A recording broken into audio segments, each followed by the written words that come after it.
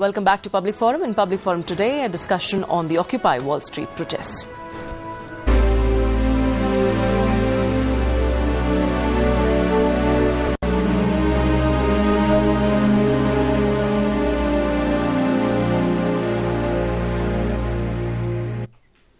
Right, and if you want to be a part of this discussion, you can call us on our toll-free numbers. Our toll-free lines are open for you. The numbers are 1-800-11-5313 and 1-800-11-5314. So, U.S. unemployment is currently at 9.1%, and recent U.S. history shows that no president has succeeded in re-election at such a high level of unemployment. Mr. Madhavan, what would you like to say about the challenges that lies ahead of the Obama administration? I think it's pretty simple as a challenge to define and most difficult to actually do something about it, which is that US is sitting on a mountain of government debt at a time when it is not the same old global economy in which American companies had an unquestioned leadership. Many American companies that are rich in themselves are actually global companies now, doing work in India and China and other places. So it is no longer a situation where the American companies doing well automatically leads to American jobs. So that is challenge number one. The second thing is, even if there was a spending plan that Obama has just got approval for, That's right. It'll take time to be actually getting down on the ground. So US has to actually come out with policies that are not perceived to be protectionist and yet benefits the American economy, because the US has been preaching the gospel of free market and globalization to the entire world, and therefore at right now it is now hoist, as they say, with its own petard. So it has to be sounding globalized at the same time serving nationalistic ends in economic revival. And that's why if you look at the details of Obama's talk, there has been emphasis on education, about for the younger people to get more skilled. He's been driving the fear of India and China into their youngsters. That's right. On the other hand... And he's also holding consultations with European nations. Yeah, and then he's betting on solar energy and green technology and stuff like that, that will keep America competitive as an economy, because in old-fashioned industries like automobiles, the competitive advantage has shifted out of America. There used to be a time when they said if it is good for General Motors, it is good for America. Today, if it is good for General Motors, the jobs will be getting created at Kalol in Gujarat, not necessarily in Detroit. That's right. So he says that U.S. economy needs immediate jolt now, and that is something that he has promised that he will certainly give it to the Americans. But how difficult and easy does it seem? Well, I think the main challenge, as you put it to Mr. Madhavan, is to him, to Obama, is that he has to instill confidence in the consumers, because they are just holding back for the fear of joblessness in future. So basically he has to bring the economy back on track and, bring the confidence for the people to spend. The spending is rising very slowly in America, which is bad news for us also, because they'll not be ordering, our goods, and imports will be much less. So basically he has to instill that confidence that, look, America is on track, we're going to cut our budget deficit, and we're going to bring back the jobs. He has to somehow do it, even though he may not have a concrete plan, but he has to somehow cook up something so that the people feel confident in his leadership and that he is going to deliver. Okay, so there are two important things where Obama has to really work on. We are joined by right now a caller from Patna, Bihar, Mr. Gautam. Please put your question. Hello, ma'am. Good evening, ma'am. Ji. And actually, I want to ask two questions from the expert sitting in our studio. Yes, please. I was asking, my first question would be, how can this strike going to affect the political prospect of American economy? Okay. And the second question was, will it strike affect the upcoming presidential election of America? All right. Thank you very much, Gautam, for those questions. Basically, both the questions relating to the political prospects and how exactly the situation is going to be. Dr. Jolia. Yeah, I think, America, people have always said, is like one party with two branches. The left has always criticized both Democrats and Republicans as hopelessly embedded into the capitalist mode.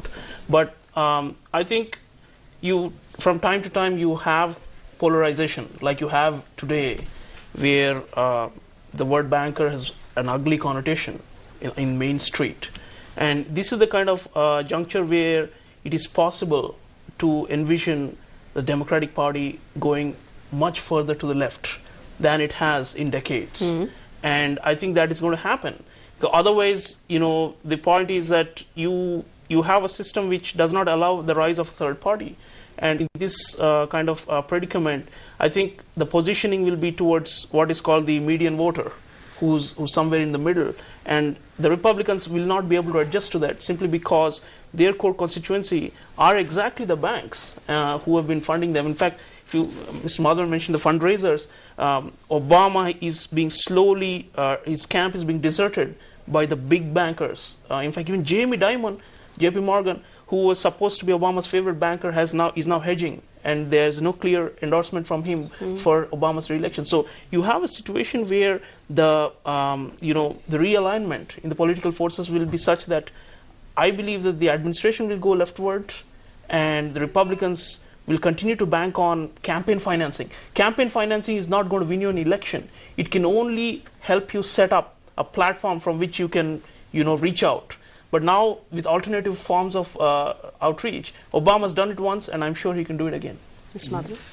Well, the key point to remember is that the bankers are now called banksters in the US. They've got a new word there, and it symbolizes a lot, because in politics, slogans and catchphrases have tremendous significance because they capture the imagination of the people, and when it comes to the day of the ballot, these things do matter. So right now, money is on the side of the Republicans, perhaps, as he said just now, but the voters, I have a feeling, would still, push comes to shove, Obama might still be their best bet if the Wall Street protests are any indication of what they vote with their feet today, is what is going to reflect in the ballots. But he should correct his strategy. That's what right. say. But as I said earlier, his strategy is right now not really moving away from the people. It is all about how to drive the agenda of the protesters in the Congress. It's his personal image also that is influencing a lot of things, because people had a lot of expectations from Obama, still continue to have. I think he started off with so much promise, and most people thought that he's going to be the best president in a long time, with the left-leaning ideas and ideology, but he is disappointed. Certainly. So a lot of hopes and expectations there from the president, but also the president here has expectations from other nations. We are now joined by a caller from Maharashtra, Mr. CM Jaitley. Please put your question, Mr. Jaitley. हाँ नमस्कार. देखिए, जो America की economy है, वो जो plastic money बोलता है, क्रेडिट कार्ड की मनी क्रेडिट के ऊपर आधारित है. जो आदमी है क्या सोचता है, मुझे इतनी सैलरी मिल रही है, मैं कोई भी चीज लोन को खरीद लूंगा, पेमेंट करते रहूंगा. तो इस हिसाब से क्या होता है कि जैसे समझो कि पूरे वर्ल्ड के अंदर क्राइसिस आ गई, तो जो उनकी सैलरी है, जॉब है, चला गया, तो जो बैंक है उनको उनका लोन रिफंड नहीं मिल रहा, रिटर्न नहीं मिल रहा है, तो वहाँ की इकोनॉमी तो खराब होनी है, पहली बात. और दूसरा कि जैसे इंडिया के दूसरे देश के लोग वहाँ जाके काम कर रहे हैं, वहाँ के लोगों को यदि समझो कि 100 रुपये देते हैं, तो यहाँ वाले वहाँ पे जाके 15 रुपये में काम कर रहे हैं, तो उनको फिर इंडियन लोगों के और दूसरे लोगों को गुस्सा उतरता है, तो लोग यहाँ पे आते हैं, तो वहाँ के लोगों को यदि वो समझो काम पे रखते हैं, तो उसकी पेमेंट वो देने तैयार नहीं होते, तो वहाँ पे तो फिर देखिए जो अपसेट सब होना ही है, और जो लोगों का है ना गुस्सा, वो तो भड़कना ही है. Mr. Jaitley, thank you very much for putting those comments. We all know that any sort of crisis, certainly a financial crisis in any part of the world, actually affects our nation as well as other nations at the same time. The biggest headwind, as he said, that the American economy is facing is the problem, the crisis in Europe. And that is something which is actually affecting not only America, but all the other nations. What kind of situation is there? And do you think that, let's say if you talk about the future strategy, the G20 summit that happens in November, in France, do you think that there will be some sort of breakthrough that we can expect there? I think we can already see signs of some kind of a breakthrough, but it's not a glorious breakthrough. It's a breakthrough brought about. It's like what I call a shotgun wedding of sorts between the people who caused the crisis and the people who suffered the crisis, Greece being the best example. So the fact is that Europe is finally getting around to rescue its own economies, because Italy has been downgraded, the British banks have been downgraded by credit agencies. So in order to rescue Greece, Europeans are putting their heads together. That's good news. The interesting thing is that the US has also been putting pressure on Europe to get its house in order, because in a globalized economy now, forget about India. Although India is now part of the global system, has been relatively insulated. China has much more at stake in Europe and America than perhaps India, and Europe has much more at stake in America. And therefore, as I see it, the G20 solutions are heading towards some kind of a consensus in which the bottom line would be that although the people will also have to bear with some pains in terms of austerity measures of the kind that has been announced in Greece, the other side is that the taxpayers or the more affluents will have to pick up at least a significant part of the bill, be it America or Europe. That is happening now. All the resisting people in Finland and Germany are being brought over to the side of rescuing Greece. And in the US, if you look at across the Atlantic Ocean, the pond as they call it, you'll find the so-called Buffett tax is going to become a reality in some way or the other. Somebody has to pay the bill, and because the credit card economy's glorious days are over.